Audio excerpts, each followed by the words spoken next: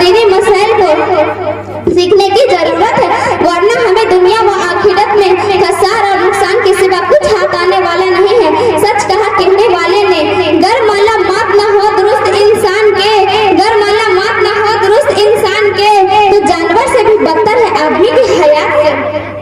खातूने जन्नत की पैरवी करने का दावा करने वालियों, आओ और जरा देखो कि शहजादी रसूल मादरे हसीन करीम 92 शेरे खुदा सैयदा फातिमा रज़ियल्लाहु अन्हा की इबादत का क्या आलम था और वो किस कदर सजदा की मुतवल्ला थी। रवायत में आता है कि जब मदीना के लोग खा पी कर सो जाते थे तो हजरत सैयदा बजाय आराम करने के अपने घरेलों का काम काज से फारिग होकर मुसल्ला बिछाती और नमाज के लिए खड़ी हो जाती और उस तरह तवील सजदे और तवील कयाम करती कि कभी कभी एक ही सजदे में पूरी की पूरी रात खत्म हो जाती, मगर सैयदा का सजदा पूरा न हो पाता और एक ही सजदे में फज्र की अजान हो जाती।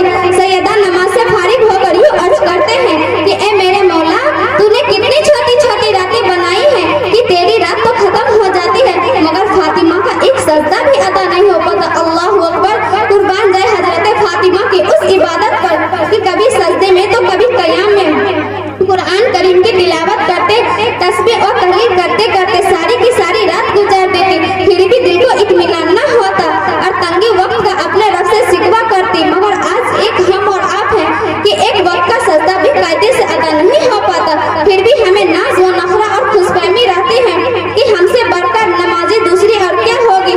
खुशकिस्मती से अगर हमारी बास खवातीन नमाज पढ़ती भी है तो उनकी सजदों में लज्जत और तर्क नहीं होती है और नहीं खशू होता है, बल्कि हाल ये होता है कि सर सजदे में दिल अमूर खानादारी में, सर सजदे में दिल बाल बच्चों में, सर सजदे में दिल फैशन के बाजारों में, सर सजदे में दिल दुनियादारी और मकारी में। अब आप ही बताएं कि हम लोग कैसे मुसलमान, अब आप ही बताएं कि ऐसी नमाज क्या रंग लाएगी। लिहाजा मेरी इस्लामी माँ और बहनों, याद रखो रसूल पाक इरशाद फरमाते हैं कि नमाज ऐसे पढ़ो गोया तुम खुदा को देख रहे हो। अगर ये ख्याल न जम सके तो कम अज़ा कम इतना ख्याल रखो कि अल्लाह हमें देख रहा है। अब यही वजह तौर पर कहा जाएगा कि यही वो नमाज है जो बंदे और मौला के दरमियान सारी हिजाबात और पर्दे को हटा देती है और फिर बंदा सजदे में अपने रब का दीदार करता है। खूब कहा किसी कहने वाले ने, मौला से मिलता है बंदा नमाज में, उठ जाता है जुदाई का पर्दा नमाज में, मौले में और बंदा में रहता नहीं हिसाब तसल्ली है मौला नमाज में। यकीन जाने अगर आपने उस तरह खुलूस और मोहब्बत के साथ नमाज अदा की होती तो उस नमाज की ऐसी बरकत आप पर नाजिल होगी कि उसकी बरकत से आपका हर सारा काम बनता नजर आएगा, दिल से तमाम तरगंदियां दूर होती नजर आएगी और आप खिलम खिला रब की रहमत और उसके फजल करम का नजारा करती नजर आएगी। आए उस जगह पर एक मैं बड़ा ही अनोखा और सच्चा वाकया सुनाकर आपके ईमान में ताजगी पैदा करना चाहती हूँ। जी लगाकर बेगौर समाप्त फरमाए।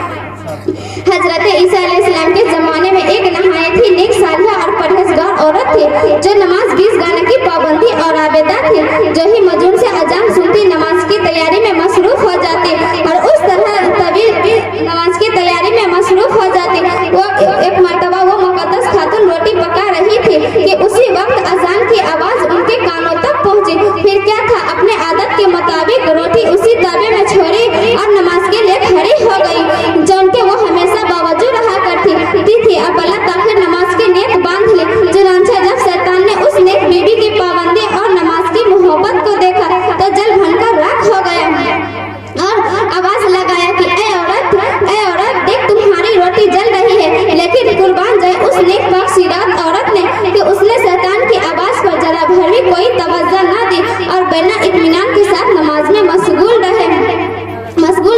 चुनांचे शैतान ने जब सोचा होगा कि उस तरह आवाज लगाकर या रोटी की जलने की खबर देकर मैं उसकी नमाज में खलील डालूंगा, उसकी ख्यालों को अल्लाह की तरफ से हटा दूंगा, मगर जालिम को नहीं मालूम कि जिसकी निगाहों में जहन्नम का खौफ समाया हो वो रोटी की जलने की परवाह कब करती है, रोटी की जलने की परवाह कब करती है। जब उस बात की इत्तला धीरे धीरे हजरत ईसा अलैहिस्सलाम तक पहुंची तो उसने उस पाकीज़ा औरत को बुलाया और पूछा कि ए औरत, आखिर तुम्हारा कौन सा प्यारा महबूब अमल है कि जिसकी बरकत से तुम्हारा बच्चा आपके इंधारों में खेलता रहा और जिस पर एक खुरास तक नहीं आई। तो उस औरत ने कहा, हुजूर मेरे अंदर तो बजाहिर ऐसी कोई बात नहीं है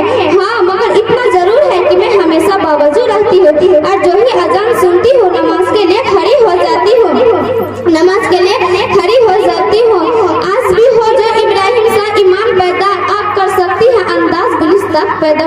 मेरी माँ और बहनों, देखा आपने कि क्या होती है नमाज की बरकत, मगर अफसोस, सदा अफसोस, हम उसी अजीब व इबादत से दूर नजर आते हैं। हमारे कानों में रोजाना 5 वक्त की मुजुम की सदाई हैया अलैहि सलातो और हैया अलैल फलाह टकराती है, मगर हमारी बेखौफी का आलम यह है कि हमारे सरों पर दुपट्टा तक नहीं रहती और हमें जरा भर भी अपने रब की नाफरमानी का एहसास तक नहीं होता।